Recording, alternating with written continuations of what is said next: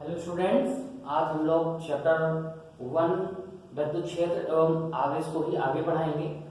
अगली हेडिंग हमारी होगी विद्युत क्षेत्र की तीव्रता, इंटेंसिटी ऑफ इलेक्ट्रिक फील्ड।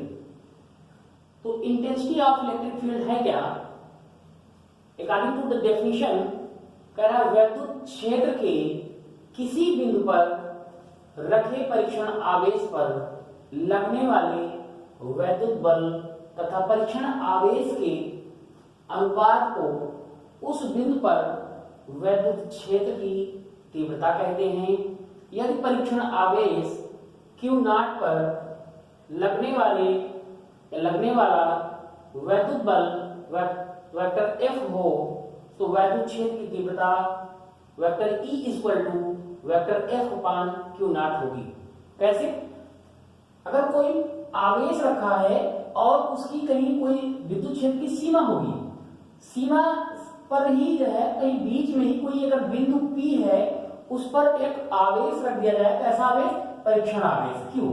तो इस पर जो है जो बल लगेगा वो बल और इस परीक्षण आवेश का जो अनुपात होगा वही उस बिंदु पर वैद्युत क्षेत्र की तीव्रता कहलाएगी। तो हम जिसको ही लिख सकते हैं वेक्टर F अपान Q0, यानी बल और आवेश का अनुपात ही वैद्युत क्षेत्र की तीव्रता कहलाती है।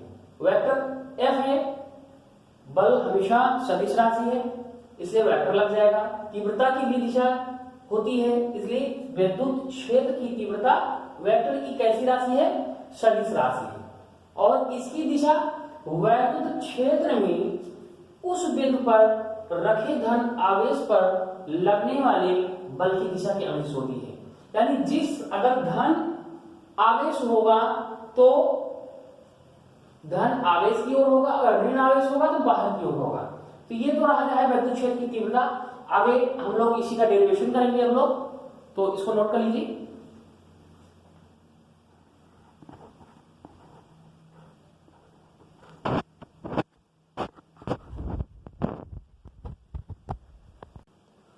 हाँ, तो अगली हेडिंग हमारी बिंदु आवेश के कारण उत्पन्न विद्युत क्षेत्र की तीव्रता का व्यंजक हम लोग निकालेंगे। तो हम मानकर चल रहे हैं कि कोई एक बिंदु है O और इस पर कोई एक आवेश रखा गया है +Q और इससे ही कुछ दूरी पर जो है एक पॉइंट है P जो कि हम मानकर चल रहे हैं कि r डिस्टेंस पर है। इस पर जो है परीक्षण आवेश कोई Q0 रखा गया है तो इसकी तीव्रता मानी जाएगी बाहर की ओर।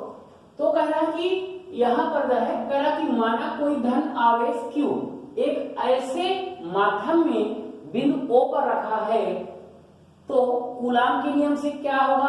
Q पर लगने वाला जो बल है वैद्युत, तो हम लोगों ने अभी पिछले वीडियो में भी पढ़ चुके हैं, पहले भी जान चुके हैं कि अगर कोई दो पॉइंट्स हों और उन पर दो चार्जेस रखे गए हों तो उनके बीच में जब भी कूलाम का बल लगता है हमेशा, तो कूलाम का बल F इक्वल टू क्या होता है? 1/4 पाई एप्सिलॉन नॉट के इनटू दोनों आवेशों के गुणनफल। तो दोनों आवेश क्या होंगे? पहले पर +Q है, दूसरे पर Q0 है, तो Q इंटू Q0 हो जाएगा। अब डिस्टेंस इनकी क्या है? R है, तो R स्क्वायर हो जाएगा।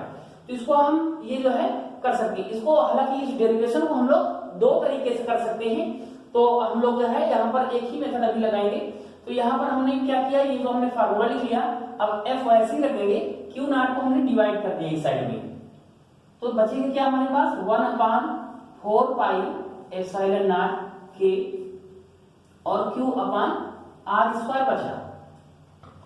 अब जो F अपान Q है यही अभी हम लोग ने पहले भी थोड़ी देर पहले पढ़ा कि F जो लगने वाला बल है और जो आवेश लगता है उनका जो अनुपात होता है उसको हम लोग विद्युत क्षेत्र की तीव्रता कहते हैं। तो तीव्रता यानी वेक्टर E, तो E इक्वल टू हमारा क्या हो जाएगा? 1/4 पाई एप्सिलॉन नॉट के इंटू Q अपान R स्क्वायर। तो ये हमारा जो है इंटेंसिटी का फार्मूला जनरेट हो गया। अब Q है, आवेश है, तो कूलाम होगा, ठीक है। तो कूलाम अपान क्या हो जाएगा? इसकी यूनिट हम चाहे तो लिख भी सकते हैं। तो हम लोगों ने पहले भी अभी पढ़ा है।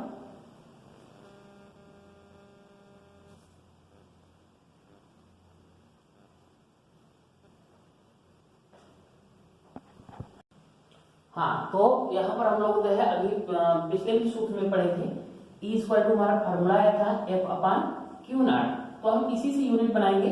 F इस बल है तो न्यूटन हो जाएगा और आवेश हमारा जो है तो कूलाम हो जाएगा। तो यहाँ पर भी हम लोग लिख सकते हैं, क्या लिखेंगे, न्यूटन अपान कूलाम हो जाएगा। तो ये रहा जो है बिंदु आवेश के कारण उत्पन्न विद्युत क्षेत्र की तीव्रता का व्यंजक। नोट कर लीजिए।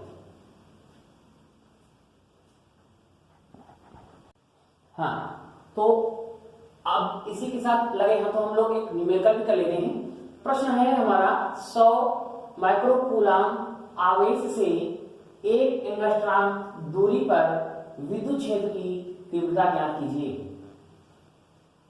तो कह रहा है 100 माइक्रोकूलाम आवेश से, मतलब कि एक जो है मान लिया जाए कि आवेश है और ये दिया है कितना 100 माइक्रोकूलाम, और कह रहा है इससे 1 एंगस्ट्रॉम की दूरी पर यानी 1 एंगस्ट्रॉम की डिस्टेंस पर कह रहा है विद्युत क्षेत्र की तीव्रता निकालना है, यानी कोई पॉइंट होगा जिस पर हमें इंटेंसिटी फाइंड आउट करनी है।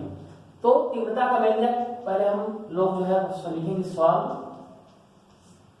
तो हमारी राशियां क्या दी गई हैं, 100 माइक्रोकूलाम आवेश से पता चल रहा है कि हमको Q का मान मालूम चल रहा है, कितना हो गया 100 माइक्रोकूलाम। अब याद रहे माइक्रो को जब भी हम हटाते हैं तो क्या करते हैं, 10 की पावर -6 का मल्टीप्लाई करते हैं, ये आ जाएगा कूलाम में। आगे डिस्टेंस दी है r की भी नहीं आई, r कितना है 1 एंगस्ट्रॉम, एंगस्ट्रॉम को हम लोग मीटर में कन्वर्ट करेंगे तो 10 की पावर -10 क्या हो जाएगा मीटर। निकालना क्या है, E निकालना है, वैल्यू रखेंगे formula 1/4 pi epsilon not into Q not upon R square. ठीक है, ये हम लोग जो है फार्मूला लगाएंगे। ठीक है,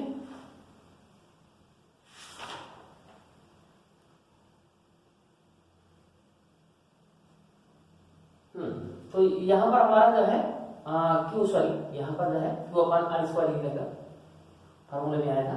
तो 1/4 पाई एप्सिलॉन नॉट की वैल्यू कितनी होती है 9 इंटू 10 की पावर 9 होती है। Q की वैल्यू यहाँ पर गिवन है अकॉर्डिंग टू योर क्वेश्चन, कितना है 100 इंटू, अभी हमने कन्वर्ट किया है इसको, 10 की पावर -6 हो जाएगा। नीचे R, तो R हमारा कितना है 10 की पावर -10, इसको हो जाएगा होल स्क्वायर। अगला स्टेप सॉल्व करेंगे, इसी के आगे कर लेते हैं। 9 का 100 में मल्टीप्लाई करेंगे कितना हो जाएगा 900 हो जाएगा। 10 की पावर 9 है, यहाँ 10 की पावर 6 है, दोनों के बेस समान है, इसलिए पावर क्या हो जाएंगी ऐड या सब्ट्रैक्ट होंगी, एक प्लस है एक माइनस है, तो क्या हो जाएगा 9 में से 6 निकल गया, कितना हो जाएगा 10 की पावर 3। नीचे क्या आ जाएगा, यहां भी पावर लगेगी, यहां भी पावर को मल्टीप्लाई हो जाएगा, 10 की पावर -20 हो जाएगा। आगे इसको हम लिख सकते हैं 9 इंटू 10 की पावर 2 100 को, यहां पर 10 की पावर 3 चल रहा है, ये है 10 की पावर -20। अगले स्टेप में सॉल्व करेंगे तो 9 इंटू 10 की पावर इनको ऐड हो जाएंगे, तो यहाँ 2 है, यहाँ 3 और 2 ऐड होकर कितना हो जाएगा 5। इस चीज को ऊपर ले जाएंगे, जब भी ये माइनस का है तो ऊपर जाएगा, प्लस का हो जाएगा 20 हो जाएगा, तो यहाँ पर आ जाएगा 9 इंटू ये ऐड हो जाएंगे, कितना हो जाएगा 25, यानी E की वैल्यू आ गई कितना 9 इंटू 10 की पावर 25। यूनिट हमारी हो जाएगी न्यूटन पर कूलम। ठीक, नोट करिए।